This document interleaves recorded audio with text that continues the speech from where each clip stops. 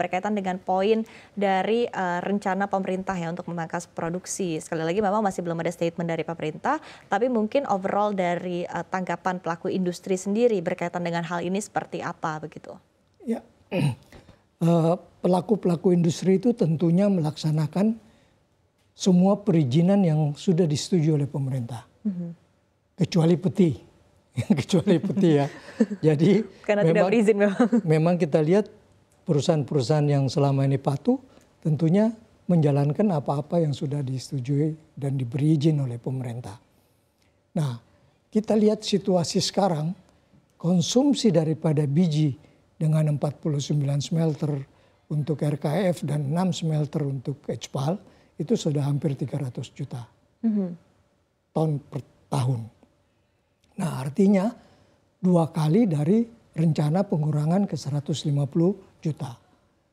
Nah, ini yang menjadi masalah. Kalau misalnya nanti tidak ada perbaikan yang dilakukan terutama di dalam permohonan RKB, ya penerapan ESG-nya tidak ketat dan sebagainya, maka dia akan berjalan seperti sekarang. Tetapi kalau pemerintah konsisten menjalankan namanya good mining practice, di mana komponen utamanya adalah ESG, maka ada kemungkinan ada perbaikan-perbaikan di dalam produksi biji nikel. Dan kemudian mereka-mereka yang sudah disetujui perizinan untuk smelternya untuk produksi, tentunya akan melihat situasi.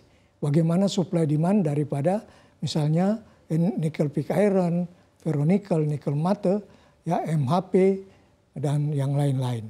Ini memerlukan satu kecerdasan berpikir dari para penambang maupun pemilik smelter, sehingga bisa mengatur bagaimana langkah-langkah mereka sehingga harga nggak jatuh.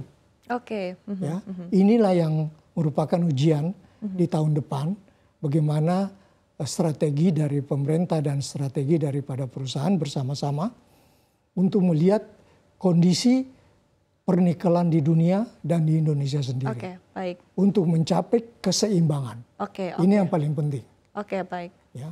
Sejauh ini pandangan Anda seperti apa begitu? Apakah Anda sendiri juga punya sudah memiliki perspektif ya tadi untuk kebijakan dari pemerintah, kemudian juga mungkin langkah-langkah strategi dari pelaku industri sendiri untuk bisa menciptakan keseimbangan ini, Pak Irwandi? Keseimbangan itu pertama tentunya kita harus melihat kepada sumbernya di mana. Sumbernya di supply demand dunia. Ya. Nah, ini yang harus kita perhatikan. Kenapa demand tahun lalu itu menurun sehingga harga juga konsumsi daripada nikel pig iron khususnya dan ferronikel berkurang, khususnya konsumsi dari Cina, karena produk besi baja mereka juga menurun untuk bisa dijual karena kondisi daripada dunia secara global di mana terjadi perang dan sebagainya, sehingga beberapa pembangunan yang memerlukan besi baja juga tertunda. Nah, jadi pertama keseimbangan itu harus kita lihat dari bagaimana kita menambah cadangan. Yang kedua itu bagaimana produksi nikel kita yang harus diatur sedemikian rupa sehingga tidak jor-joran. Dan ini sebenarnya disinilah fungsi daripada pemerintah untuk melakukan ini. Yang ketiga kita harus memperhatikan demand khususnya dunia. Karena kita ini kan termasuk pemasok, pemilik cadangan dan pemasok nikel yang terbesar di dunia.